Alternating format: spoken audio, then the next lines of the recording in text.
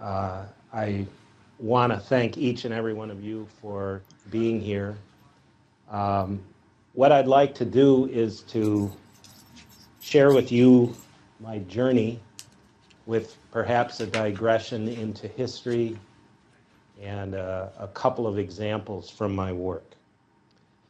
So I'm going to start. This is not a cross-section of my forebrain, but I did want to give you some illustration of how I was trained. And so I was trained as a nutrition scientist, test tubes, centrifuges, laboratory bench, did a lot of animal studies. The study that Alan mentioned, actually, we received a patent for hydroxypropylmethylcellulose and actually got reimbursed for a license agreement through Dow Chemical. So I've come a long way in over 20 years. The reason that I'm starting here is I want you to understand the training that I received and the mindset in which I entered this university. I came here in 1988 and I accepted a position of 75% extension, which is education beyond the campus community. I support a network of extension educators out throughout the state.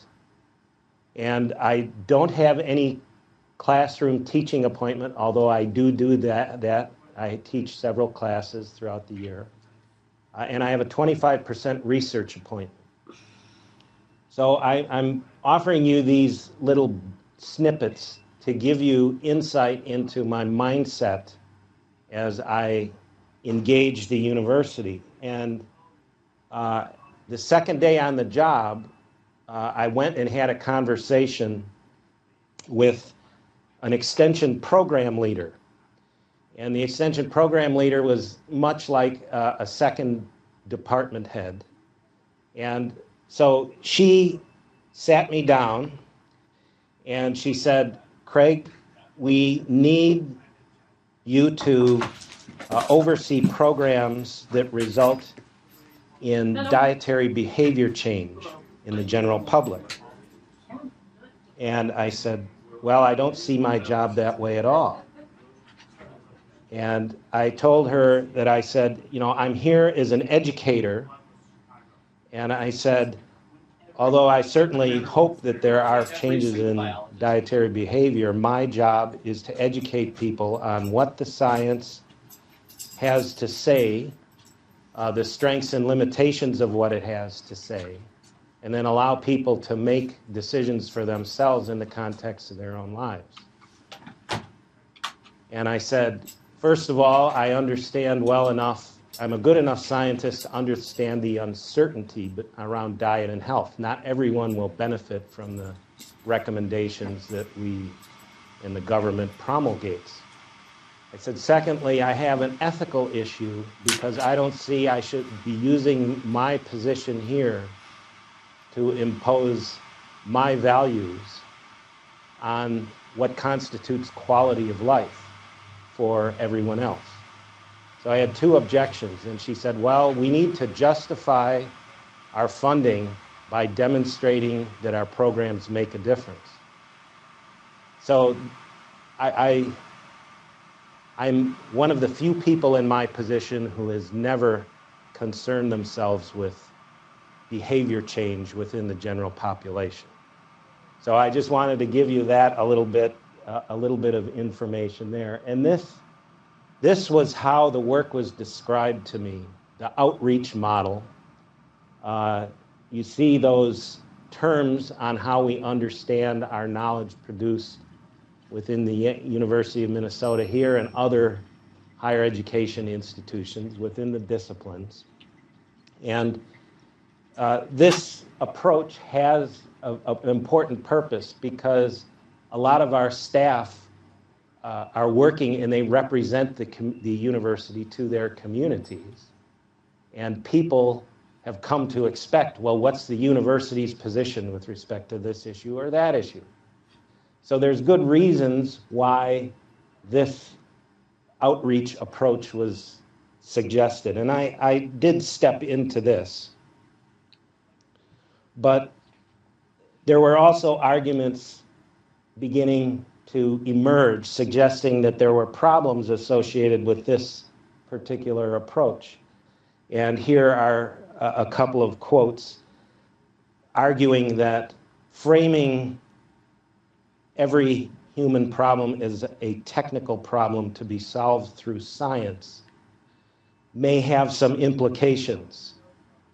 So, especially this bottom approach, this bottom quote,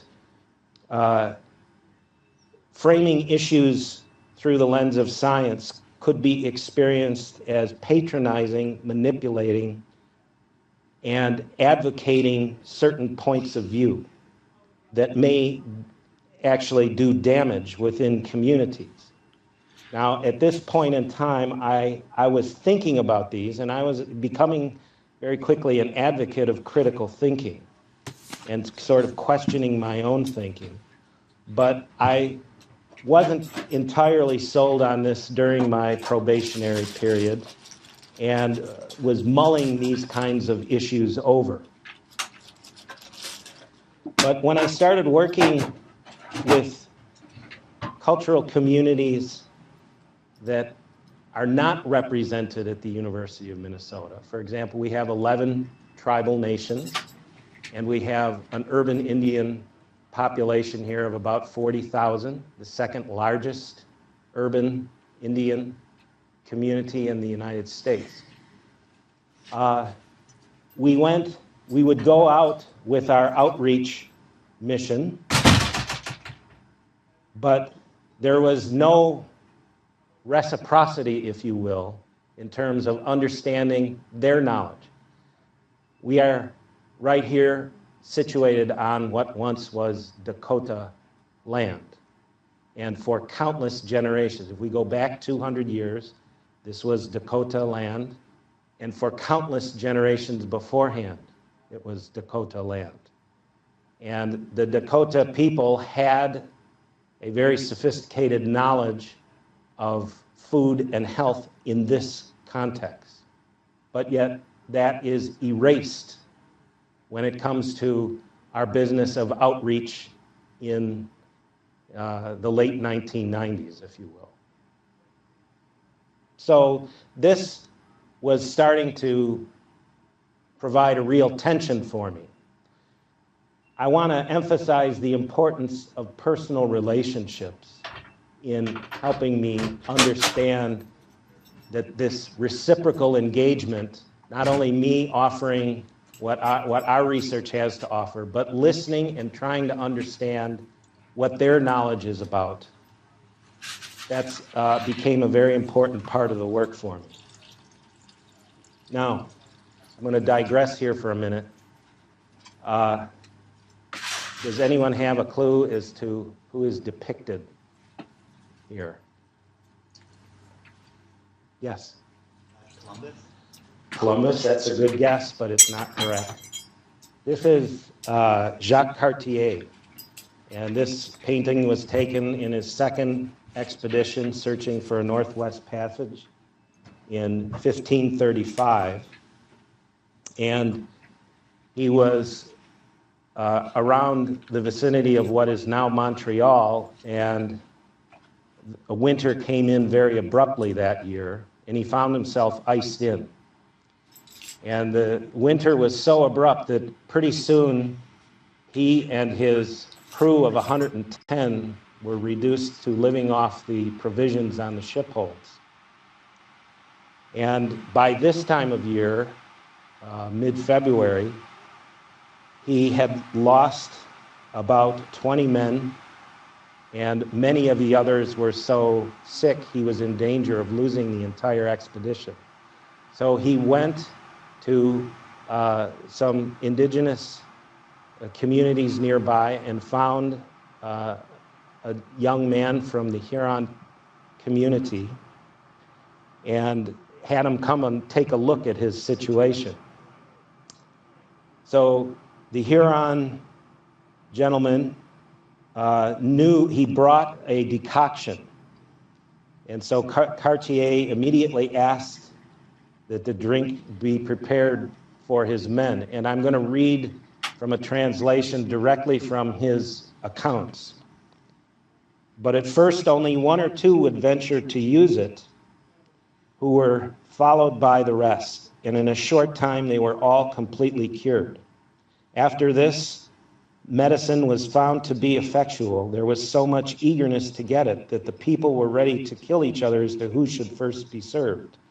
Such quantities were used that a tree as large as a well-grown oak was completely lopped bare in 5 or 6 days, and the medicine wrought so well that if all the physicians of Montpellier or Louvain had been to attend to us with all the drugs of Alexandria, they could not have done so much for us in a whole year as that tree did in 6 days.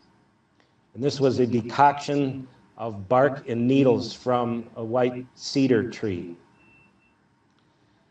So the Huron people knew of an effective remedy for scurvy, and Europeans of the time thought that this malady was caused by bad air. So I will add as a side note that Cartier was so grateful for this that he took about a dozen of the indigenous people captive and brought them back to France as a gift for the kings supporting the expedition. So these accounts went largely disregarded for about 200 years until Sir James Lind, a Scottish physician in the British Navy, took a look at these accounts and started testing plant materials for their efficacy with respect to scurvy. And in 1753 published a treatise of scurvy. Now, if you look in the nutrition texts today, you will hear reference to Sir James Lind as a grandfather or great-grandfather of nutrition. His work will be pointed to. Very occasionally, you'll hear a reference to that American Indians knew before Europeans about scurvy. But you will not hear about these accounts or any inquiry in detail as to how they knew. So it is often forgotten that American Indian peoples developed sophisticated systems of agriculture that have given us beans, corn, potatoes, pumpkins, squash, tomatoes, over 20 other foods, more than 200 medicines that were recorded in the first pharmacopoeia of the United States, published in 1820. Daniel Moorman, an ethnobotanist at the University of Michigan, reports that of the 32,000 vascular plants found in North America, American Indians used almost 2,900 of these species as medicines, 1,900 as foods, almost 500 as fibers for weaving baskets, clothes, building materials, and 230 as dyes. All told, they found a useful purpose for almost 4,000 different kinds of plants. Now, these contributions are not mentioned in any intro nutrition text. Why? Well, the short answer is, by and large, the knowledge is considered unscientific. Now take a look at this depiction. What impressions do you get from this?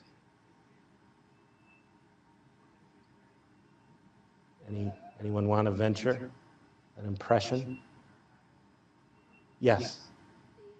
Not even standing upright. They're portrayed as barely human. Right. So here's a proud, erect Cartier confronting an indigenous group of people who are not erect, almost cowering. So there's an impression here of cultural superiority. Now, I'm bringing that up because to what extent does that still infiltrate our thinking?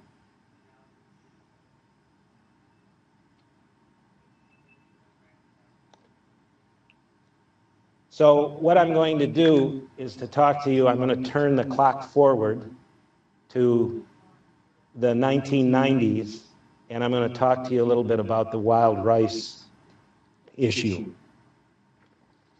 And the wild rice issue is something I've been involved with for about 20 years.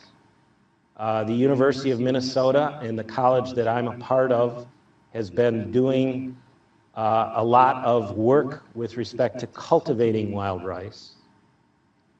And more recently, mapping the genome. Now, the Anishinaabe tribes of northern Minnesota, there are 7 tribes of Anishinaabe people, and the wild rice is very much a part of their cultural identity. And the university started working with wild rice without consulting the Anishinaabe people. So what we did was we started working on a planning group. There was a lot of interaction with this. I've been taking classes up to White Earth for over 15 years, where the community teaches the students about wild rice in a weekend sort of mini immersion field trip. But what I'm going to do here is to share with you some text. It took a planning group from the University of Minnesota that was interested in changing this, what was a collision of perspectives and virtually no trust or any real communication. We're trying to, we met and we were thinking, okay, let's work with the White Earth tribal people and all nations of northern Minnesota to try to change this relationship if we can, to make room to have some discourse and learn about one another. So we got together as a planning committee, and it took us about 2 years to hammer out these 2 paragraphs that I'm going to read to you. Okay? For the Anishinaabe, wild rice, monomen, is a sacred gift from the Creator. It was foretold in their prophecies that they would reach the homeland where the food grows upon the water. In this sense, the Anishinaabe exists today as living prophecy fulfilled, and the survival of the people is intimately tied to that of the monomen itself as found in natural habitats. Traditional Anishinaabe lifestyles and cultural identity are intimately bound to the monomen spiritually, physically, and economically. It is a sacred gift essential to their cultural survival and appears increasingly threatened by the work of agricultural scientists. Okay, that's the community narrative. The narrative from the university goes like this. Agricultural scientists have been conducting research for over 45 years to improve wild rice for cultivation. University researchers have contributed to the development of farming of wild rice and are fulfilling their public mission of advancing knowledge and creating economic opportunity for the public at large. In continued pursuit of agricultural research and development, researchers have begun to map the wild rice genome with the goal of developing genetic markers that will allow selection and development of genotypes preferred for cultivation. So here is this collision that I'm talking about here. Now, one of the things I think it's very important to understand is that there's an issue here of sovereignty. The tribes in treaty agreements have the status of nations, and treaty law is second only to constitutional law. And so this issue, I present this issue to you, first of all, because it's a live issue. It continues. We've been working on it for, I've been working on it for over 20 years, and it's still a very difficult issue. But we have started to make some progress. It is a live issue, and it's also has a very important role because it's an issue between the University of Minnesota and tribal nations. So it's not just like another special interest group. There are legal ramifications for this issue. And I'm bringing it to you today because it has implications beyond my work for the university. And so I believe it's very important work. So what I'll do is give you just a bit of a taste for what classes experience when they go up for that weekend immersion. Here's a bed of rice out on White Earth Lake. That's Joe Lagarde working with a class, teaching them about the rice. Here's rice once it comes off the lake, harvested by hand with canoes. And here it's being parched. This is a process that we engage with the students. There you can see what the wild rice looks like once it's parched. Here you can see students engaged in this. Now, this weekend experience has its own rhythm. When students get up to the community, they're greeted by the community, and they sit around the fire, and the elders will start telling stories about the rice, explaining their culture, explaining what the weekend will be like, but there's no reference to any time. The weekend takes on a rhythm all its own, and students are immediately put into a very different world. And it's a very profound experience for the students. And I think it's a very healthy learning experience for anyone. And the reason I think it's so important is because it denormalizes everything that we've come to assume is the way things are around here at the university or anything prior in experience. What the students are experiencing are a traditional ricing camp and a glimpse into the Anishinaabe culture. And so the community is extremely generous in sharing, in being open, in answering any questions that the students have. So here you can see each student gets a bag of rice and a jar of jelly. There's all kinds of activities that are going on. They get out in boats, practice harvesting the rice. They finish the rice. They're given rice to take with them. They make jelly. We go to a Natawash powwow where they take the jelly that they were made and gift an elder at the powwow. And we actually do a service for serving their harvest meal before the powwow. And about 200 people from the village will eat, and then we'll be honored by going around. We'll actually be asked to go out and dance in the powwow. So the community over many years has come to really enjoy this interaction with the students. And it's really a very nice relationship that's been built there.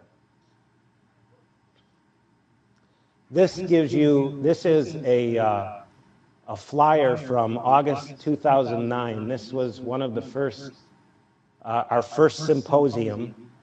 We've had two more symposium in 2011 and 2013. You can see it says people protecting Menomin, Menomin protecting people. That indicates a reciprocity. That's indicative of an indigenous way of relating to the rice. The relationship between people and Menomin is critical. It's not just the rice as an object, but it's a relationship, and it's a reciprocal relationship.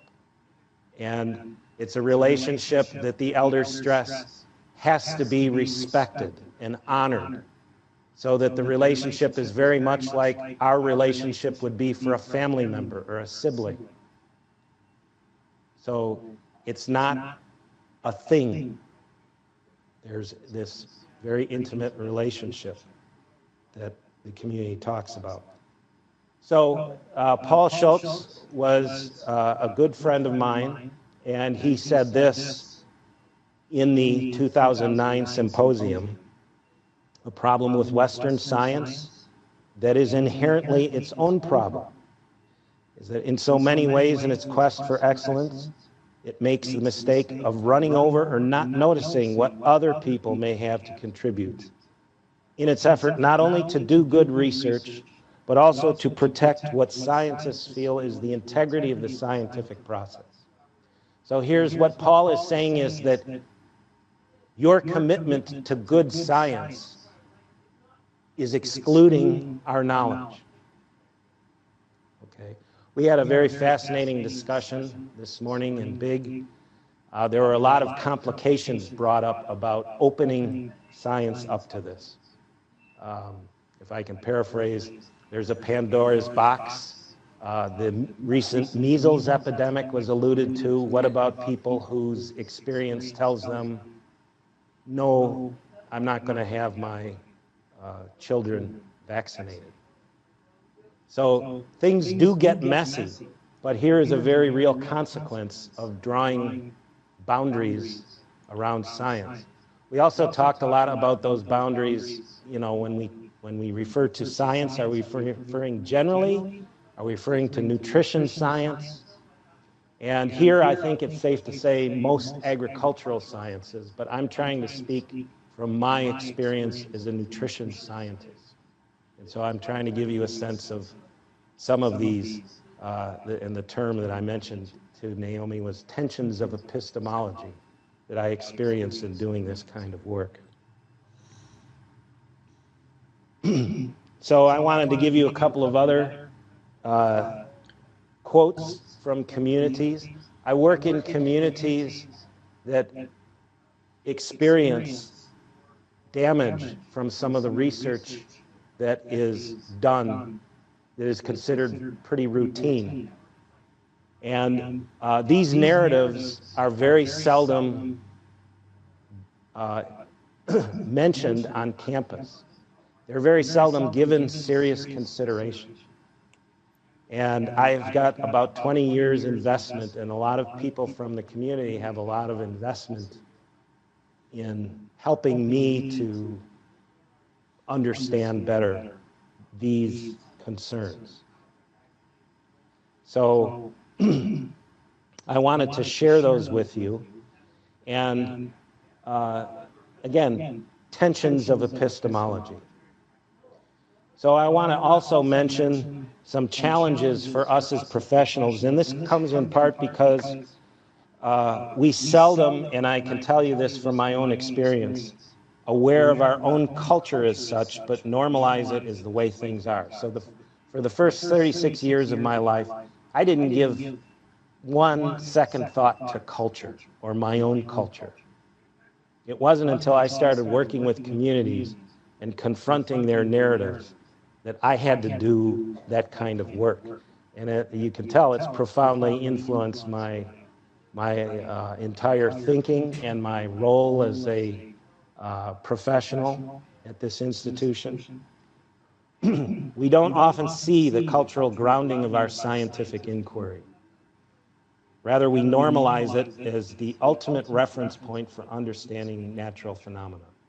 Now, this is fairly clear in nutrition science and in laboratory nutrition science, because there are other nutrition science, nutrition education, there are environmental dimensions to nutrition that are becoming more open to this.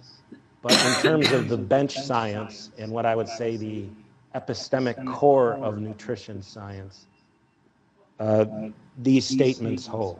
If we are unaware of these dynamics, we carry a different perspective than other cultural groups. In other words, if we can't see culture in ourselves, we can't fully appreciate what the culture and these deeper dimensions of culture that other communities bring to us. So I use this iceberg metaphor, and my work is toward the deeper end of the iceberg. And the reason that even though a lot of nutrition scientists, the top part, the surface, are much more tangible, they're empirically observable, But when we get beneath the water, we get to the intangible levels, values, and once we get down to the deeper dimensions of the iceberg, these are the far less tangible dimensions, but they have more governing power over how we think and how we act. And so for me, it's very important to do my work in these deeper dimensions of culture. So I like to do that. It's because it's not tangible, and because nutrition science has yet to develop what I would call a critical self-reflective capacity at these deeper dimensions.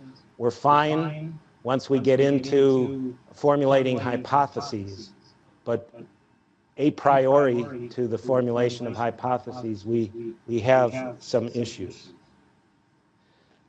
Here's another way of looking at this.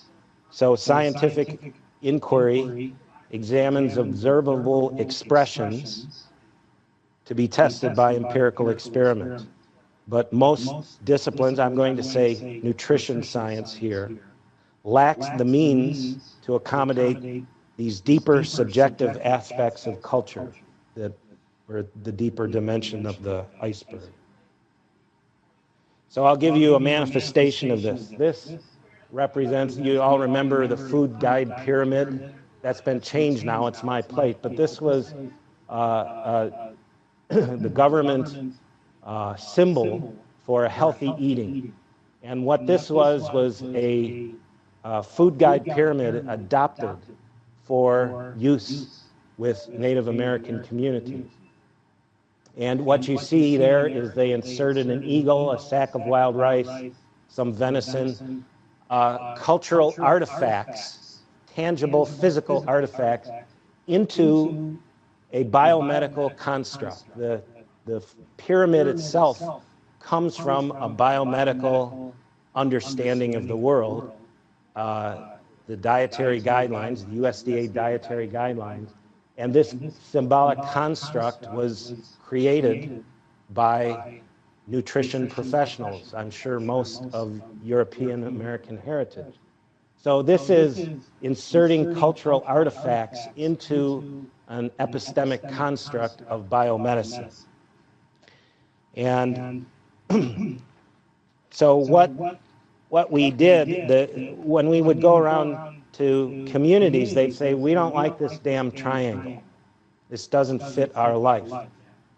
And so I had a chance to work with the community at Lakota Ray in Wisconsin, part of a Woodlands Wisdom Project. And we were able to go to the elders and say, okay, if you don't like the triangle, if you had to start with your own knowledge, what symbol would you give to help people eat healthier and live a better life? And this is what they came up with. So I'm not going to talk too much about this, but there's the creation story of the people, and there's the medicine wheel orientation that speaks about the 4 stages of life, the 4 directions, the 4 seasons, the 4 aspects of health. And you can see depictions of plants and animals associated with each. And this is not only knowledge, but it's instructions on how to live a good and healthy life. So it's not just enough to understand this, you have to live into it. And this takes many, many years of unpacking and actually learning to live into this wisdom. So this gives you an example. I'm just going to briefly show, because I don't want to go too long here, and I'm cognizant of time. But this is how I'm trying to represent what I call cross-cultural engagement. We have a lot of things going on here, and what I'm trying to do in my cross-cultural engagement is be able to hold all of this so that, you know, we're at the intersection of both knowledge systems and trying to ask ourselves, how can these knowledge systems interface in ways that respect the integrity of both? So in the cartoon I had earlier, you can see, here's an example of how we're trying to hold all of this and recognize all of this. And the only way you can really get your hands around this is personal relationships with the community. And then the other part of it is I need to have disciplinary discourse with people who have some exposure to this, so that we can have a conversation within our discipline on what do we do about this? How inclusive can we be? How do we honor the knowledge that has existed in Minnesota long before any of us were here? And how do we then create a discipline that accommodates that in the way that people from the community would like it to be accommodated? And is there a way our tools, our scientific understandings can work in service to their knowledge system, to their epistemologies? There may be ways for that to happen as well. And there may be ways for that to happen in terms of wild rice, protecting the wild rice. But there has to be this trust and understanding in terms of what tools are available from our toolbox and for what purpose are they used. Because right now we haven't had those conversations. And I believe it's possible for us as human beings to have those conversations. It's just that we've had some historical difficulties. This is an example from the Woodlands Wisdom Confederation. It was a confederation of 6 tribal colleges sharing a common wisdom, woodlands ancestral heritage. And this was a conceptual scheme about how to possibly do this. And you can see in terms of food and nutrition, how can we respect the local knowledge of the community and yet create a means by which their young people can begin to understand this and then articulate with some of the professions that exist for them. In this case, specifically, the becoming registered dietitian. And there are very, very few American Indian registered dietitians still.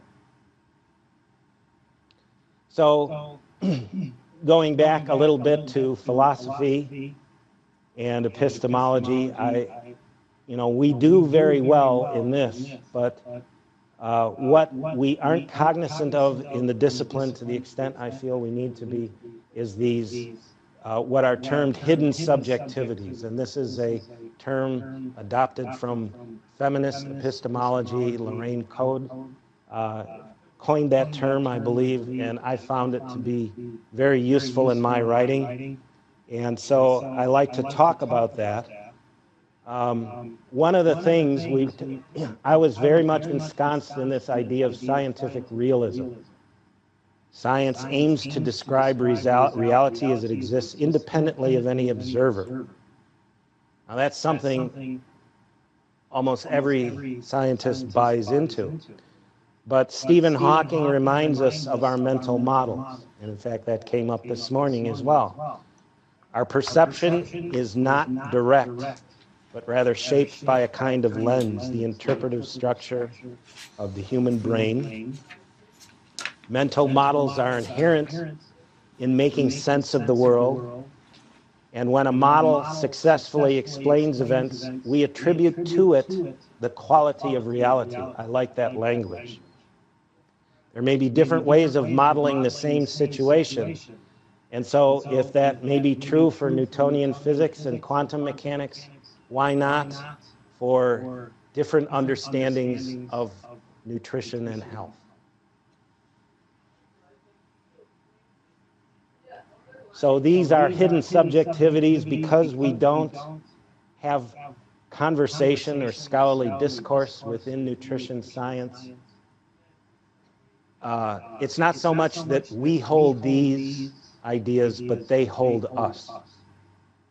I believe we're held captive by these because we don't engage in discourse around these. We don't surface them up out of our own identity, put them out there as we would for to study anything in nature.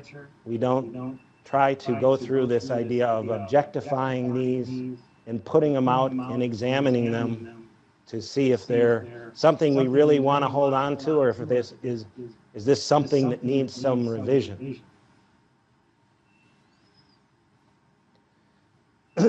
I want to talk to you a little bit about the recent history in nutrition science, because we had a long history of success in nutrition science, ameliorating acute deficiency diseases like scurvy and rickets.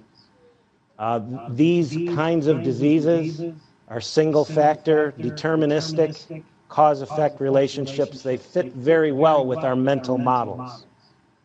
But post-1970s, actually, Ansel Keys here really shifted the ground in nutrition when he did epidemiologic research looking at relationship between fat, dietary cholesterol, and heart disease. And we shifted our attention to these chronic diseases. But this is a very different matter. These are far more complex. They incubate over decades. They're very multifactorial. There is incredible human heterogeneity with respect to response to a very complex diet. Many, many factors going on. This is much more of a complex system than deterministic cause-effect relationship. And here you can, this is just emphasizing those things. We try very hard in nutrition science using biomarkers or risk factors as an intermediary that we base our preventive approach on.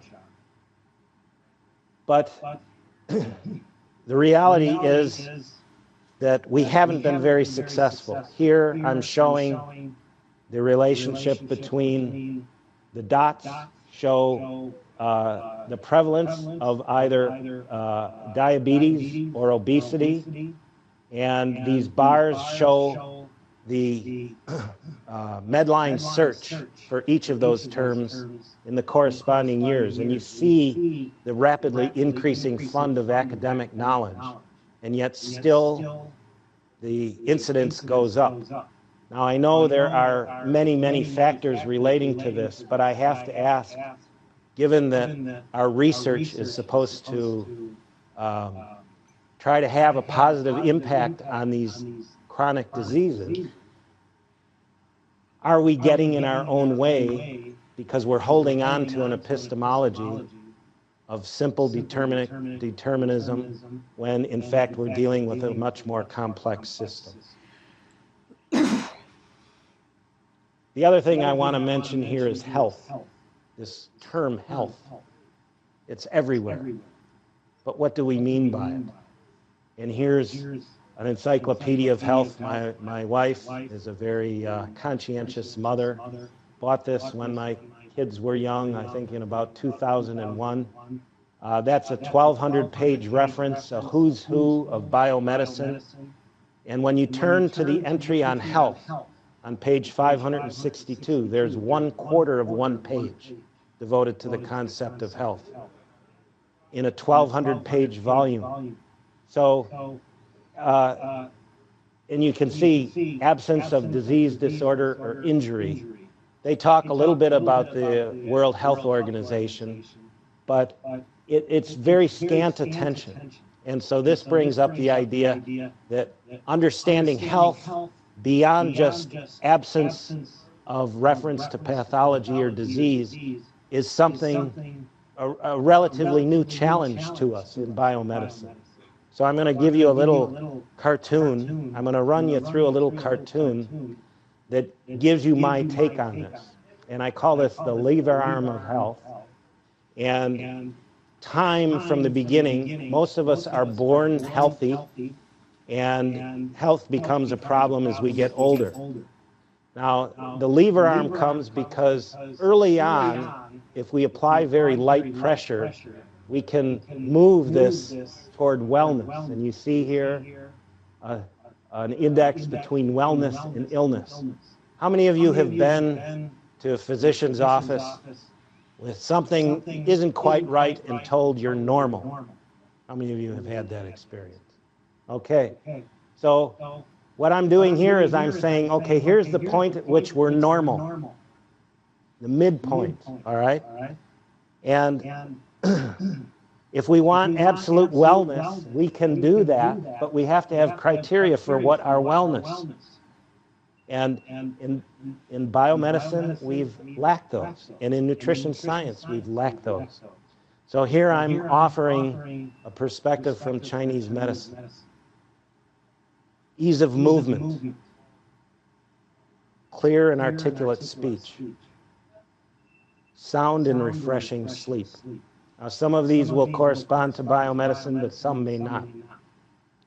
Good appetite, digestion, elimination, a sparkle, light in the eyes,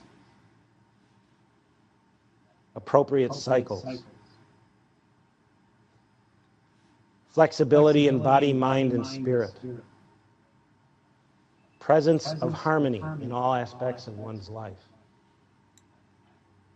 ability to adapt and respond appropriately. Now, Chinese medicine, have any of you been to practitioner of Chinese medicine? Okay, they'll read your tongue, they'll take your pulse, they will look at you, observe you, the skin color, the coloration. Are you moving quickly? Are you slow and deliberate?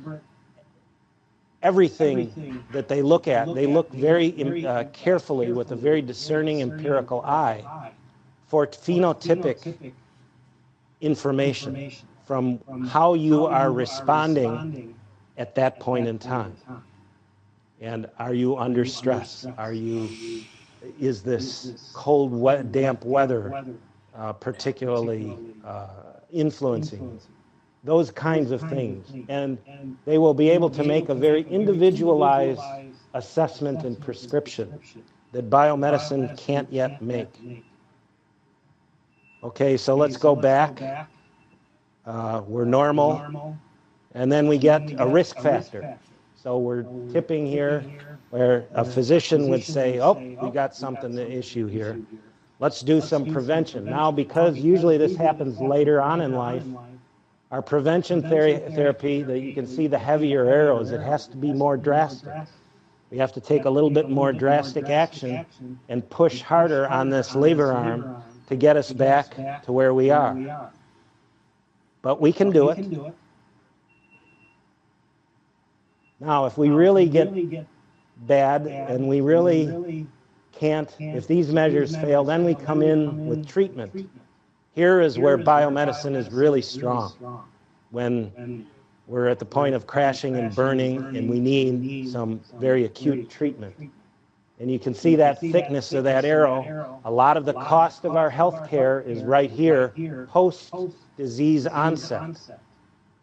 So you can see here that I believe these non-biomedical knowledge systems have these very nuanced understandings of wellness that I believe have a significant potential to impact our very dire healthcare cost spiral that's influencing us at this point in time.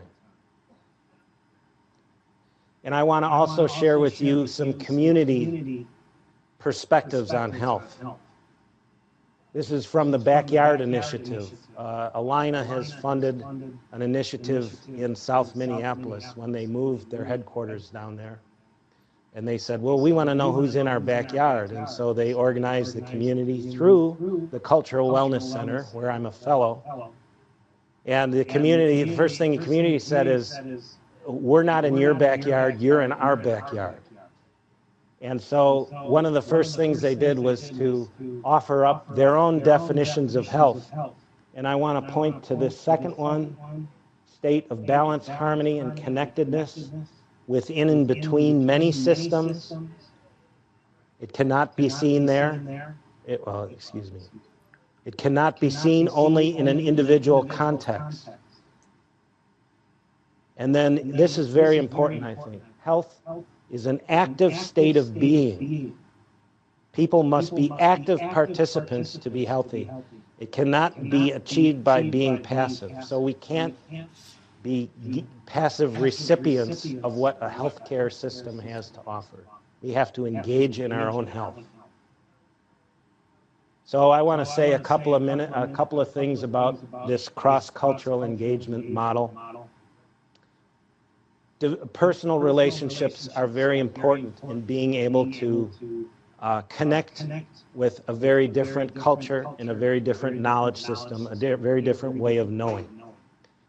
And fortunately, I've been able to develop those personal relationships through a number of projects and being open. So maintaining an open mind, being aware of our mental models, which was a particular challenge for me because in nutrition science, I was never asked to take philosophy of science. I was never asked to take history of science. All of the scientific information that led to that first slide, my mindset, was just presented absent any larger context.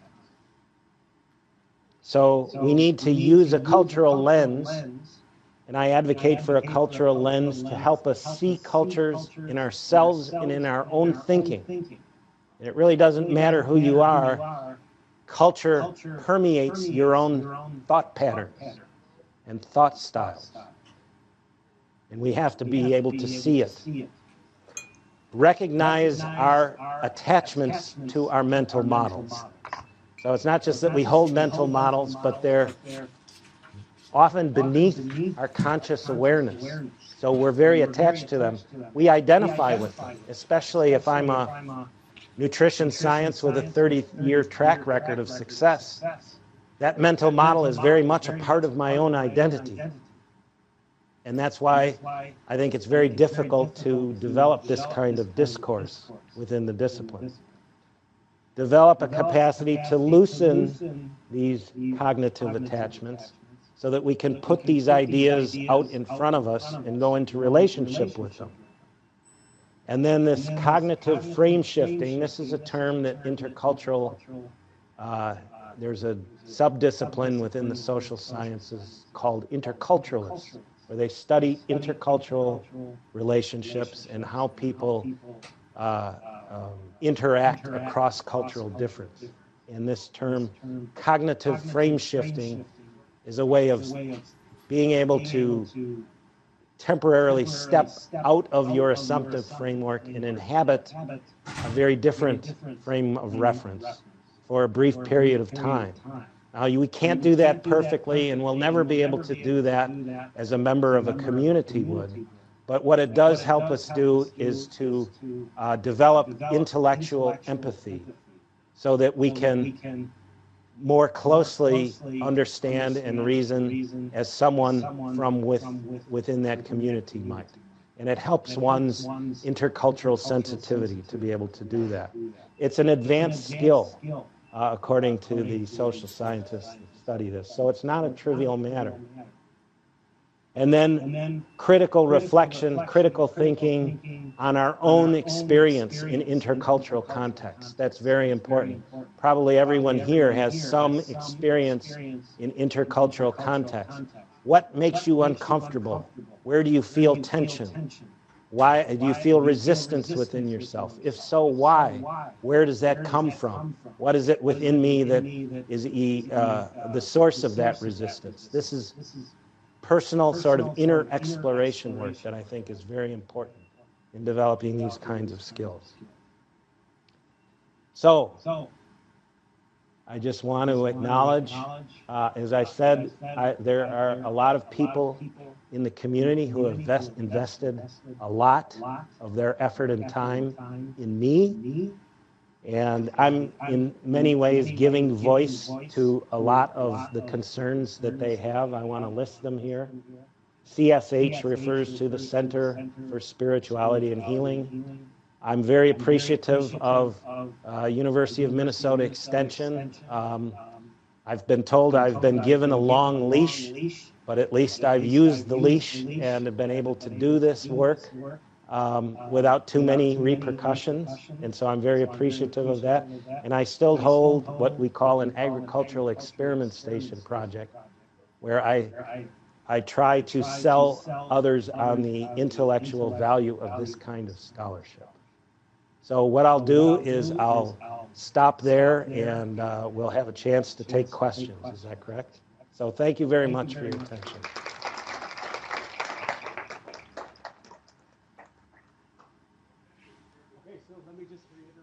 That we're going to pass the mic around so that the questions make it onto the recording.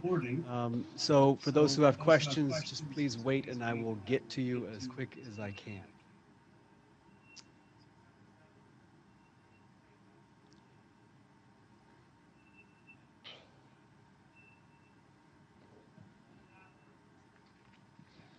So I enjoyed your talk, and I think the scholarship does have value.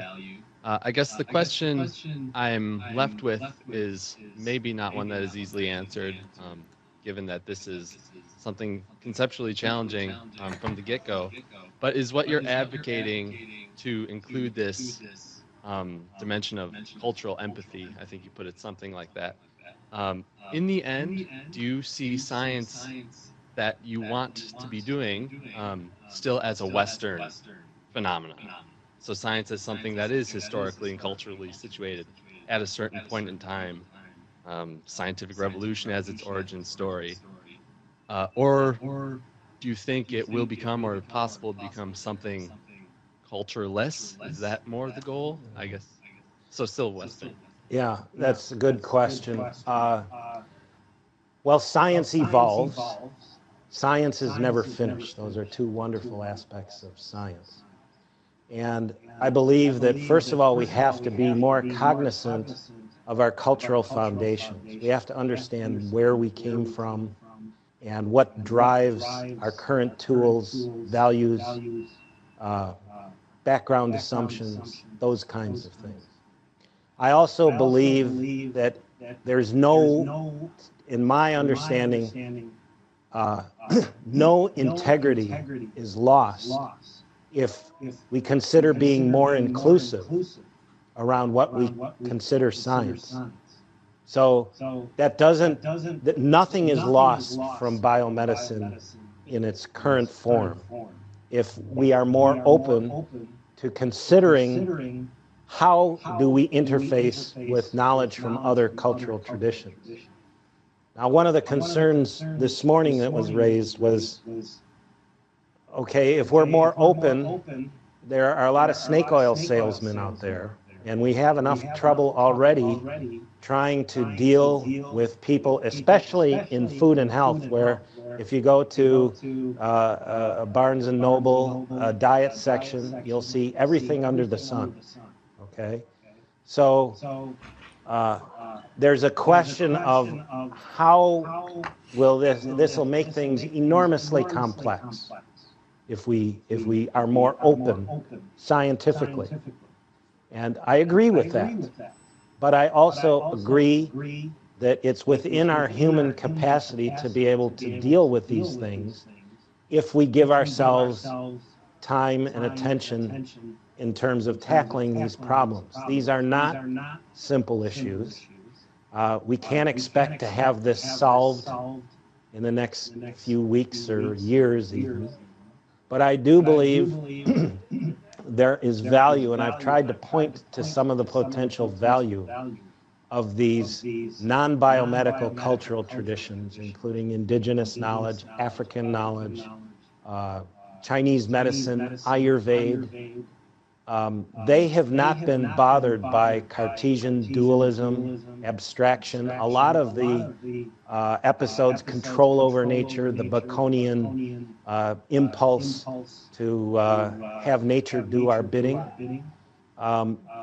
There are a lot of other cultural knowledge systems that haven't gone through those episodes. Now, I'll be the first one to acknowledge that we've benefited tremendously from the way we've gone through and having that objectification. You know, we're here in a nice, comfortable room with a lot of wonderful technologic amenities. I'm not suggesting we have to let go of any of that, But I do believe it's within our capacity to be more open and more deliberative, more self-reflective and deliberative, and be more open and let's have some good minds from the future give these problems their attention. Because I believe a big part of what our research universities now are facing in an effort, and this gets to funding issues, but a lot of times outside funding directs what we as researchers attend to. Where do we put our attention? And I believe we have the intellectual capacity to put attention to these issues and make progress. I think we can do a lot, but I'm not sure how readily funding is available to help facilitate the attention.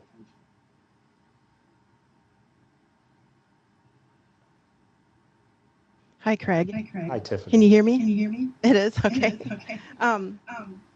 I'm sorry I missed the beginning of your lecture, but I've appreciated a lot of it and a lot of what you said. And as I don't know, a lot of people may not know this, but I'm an American Indian physician scientist and an endocrinologist, and it puts me in a very odd, precarious, and unique position here at the university as a faculty member. And I struggle with these paradigms all the time. And I finally came to the conclusion that we need to be respectful of science, but we also have to understand that it's biased intrinsically because of the nature of the inquiry and the individuals doing the inquiring. And so many of my esteemed colleagues have told me over the years, in science, we find what we look for. So I think it's really important to keep the perspectives broad and open and make sure that the access to scientific inquiry is open and that we have diversity in that process so that we can learn about these things that we don't know or we don't understand. And that's really what I wanted to say. It was about having some respect for the science and also where it comes from, and that there are intrinsic biases because it is based on the inquiry, and we're not going to find things we're not looking for. So I think it's just important to think about that. And I've delved in traditional Indian medicine. I also am a board-certified endocrinologist and internal medicine doctor. So I do what works for the patients, and I don't ask questions. If it works, I'm happy and I respect that it's working. For me, I'm okay with not knowing and not understanding some of where that medicine comes from and appreciating that it comes from something greater than me, and that I'm put here to do some work and this sort of thing. So it's a different philosophy, but it's being okay with not knowing. And I can't say a lot of my colleagues are as comfortable as I am with the unknown. I don't know. Anyway, I took up enough time here, but I wanted to say a few comments. I really enjoyed your Thank you. talk. One of our impulses is to eradicate mystery, not embrace it.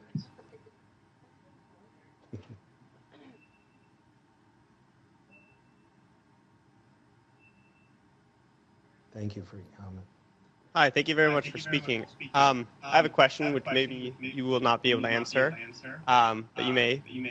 So, are there, in your opinion, any universals to human health and nutrition, or to the human experience, or keep it in the context of nutrition, maybe more answerable, that we can use as a centering point for addressing sort of these trends, like the one in the U.S. where our knowledge of these health issues has gone up as, in tandem with these health issues.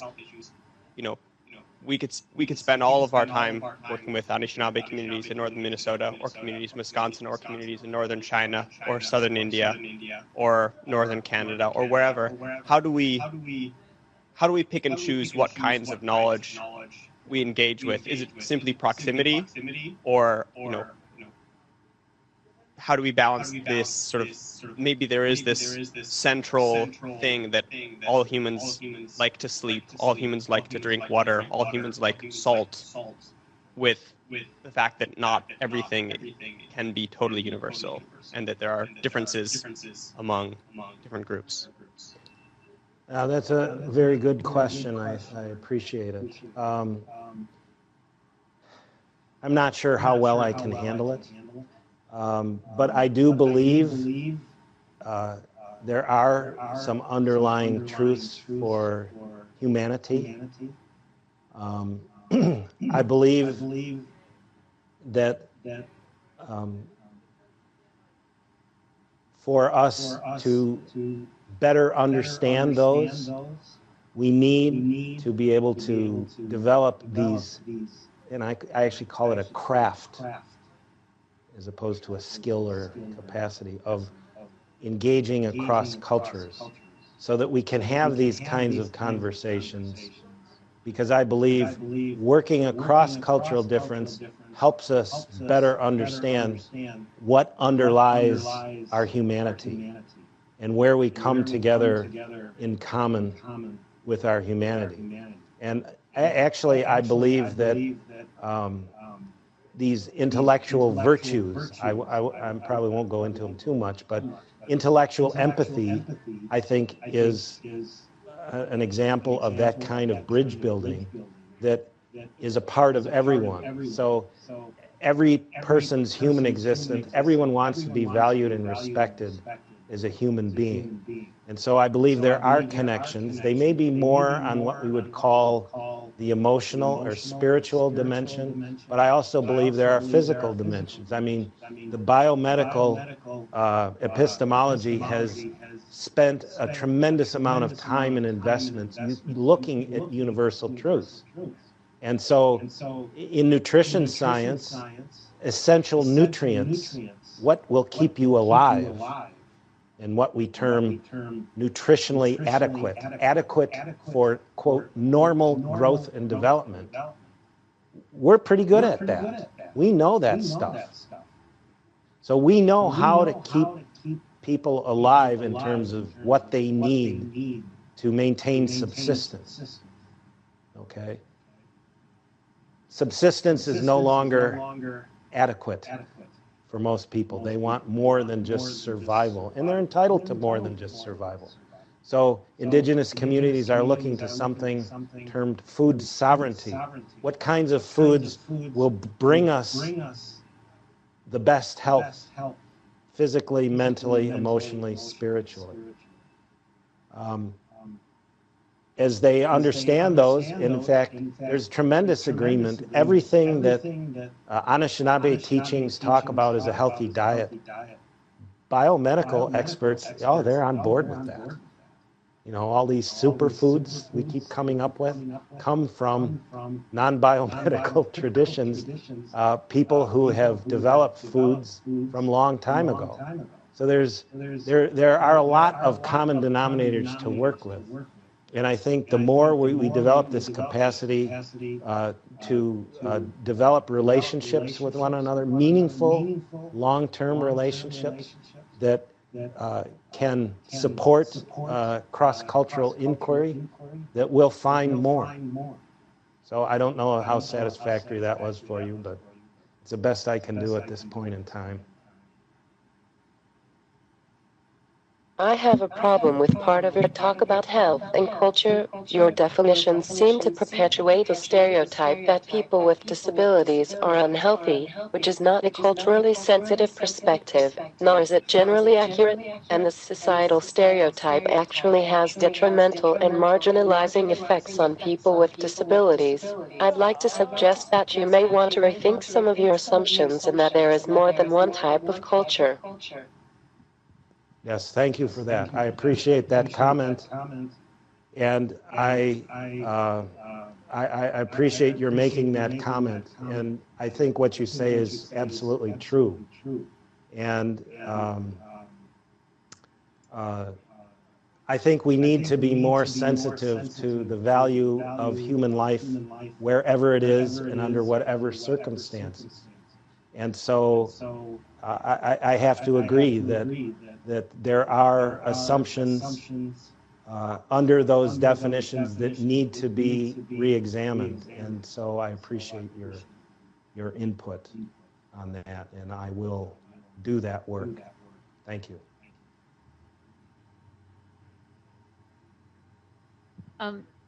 Thank you for the talk. I mean, there's so much going on here. And I really appreciate you're talking about the importance of developing relationships, in part because of the risks of cultural appropriation, biopiracy, that is, oh, there's some good stuff over there, let's scarf it up. And one of the things I was thinking about was actually addressed by the woman behind me. Thinking about that Western science is culturally specific, but it's also colonizing and omnipresent and has among its norms detachment from cultural specificity. And one of the consequences of that is that people from a wide range of different cultural backgrounds can become members of the Western scientific world. I mean, as you were saying, you inhabit both those worlds. And the Western scientific world seems to me to be unusual in saying, whoever you are, you know, we may not be very good at actually letting people in, giving them the opportunity, but at least in theory.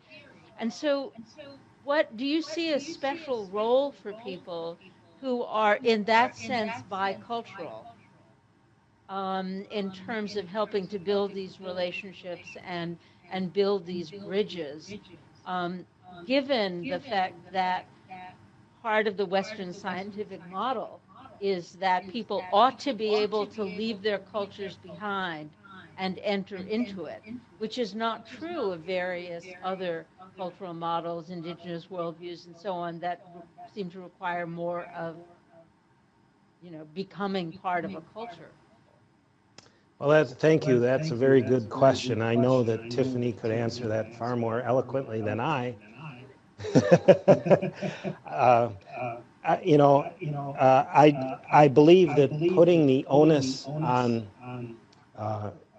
path breakers, groundbreakers like Tiffany is asking a bit too much, because just creating that path is incredibly difficult.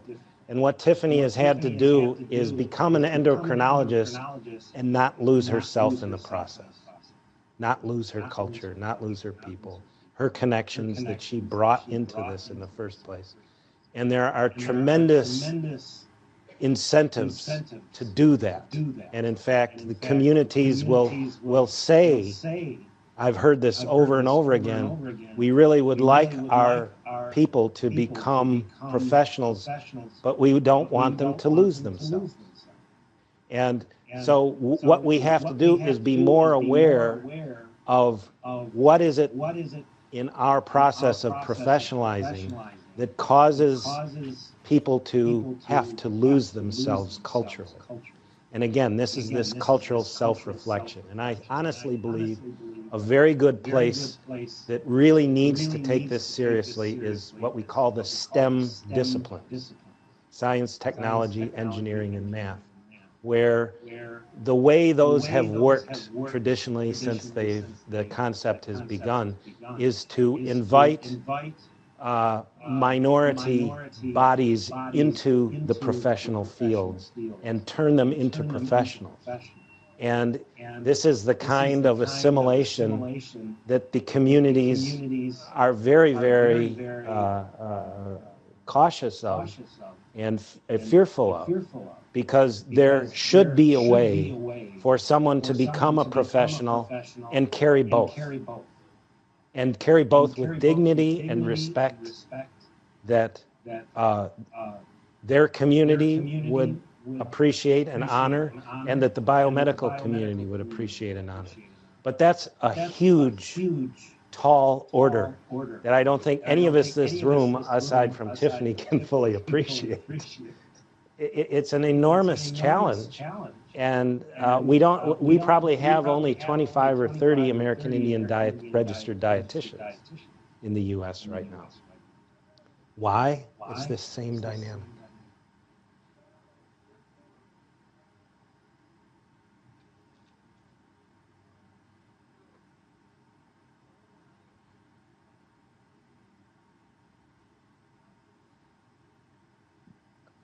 Thanks, Greg, for this talk. I was there's I don't really know exactly how to formulate this question, but something that's unsettling me is that it seems sometimes that either we have from universities here in the US and very Western centric science, we have this perspective of either ignoring completely culture or having this sort of need to see cultures everywhere else without acknowledging that there's culture, that we all have certain cultures of ourselves.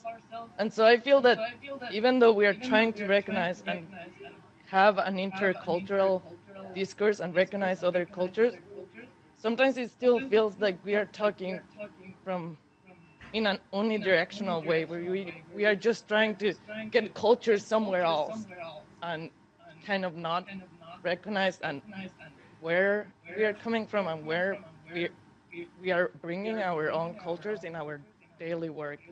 And there's something, I don't know, it cannot stop coming to my mind, this image of like, you know, I eat quinoa and I do yoga but I have no idea at all where quinoa is grown or anything about it. And it just, I don't know, I don't know if you can comment a little on how to do that without actually appropriating and ignoring that we also have some knowledge and some background that we are giving. Right. Well, that's a very, very good point. I appreciate your bringing that up.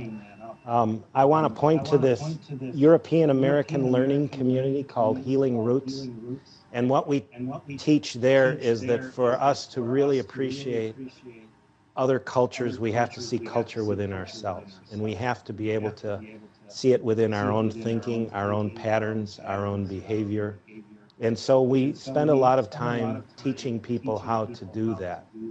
In our contemporary American society, it's very easy to go to yoga class in the morning, have a cuisine in the afternoon, and then go to Qigong in the evening and sort of do this Mall of America cultural shopping experience where we abstract these artifacts, the tangible, most visible aspects of culture, and not really pay much attention at all to the underlying knowledge system.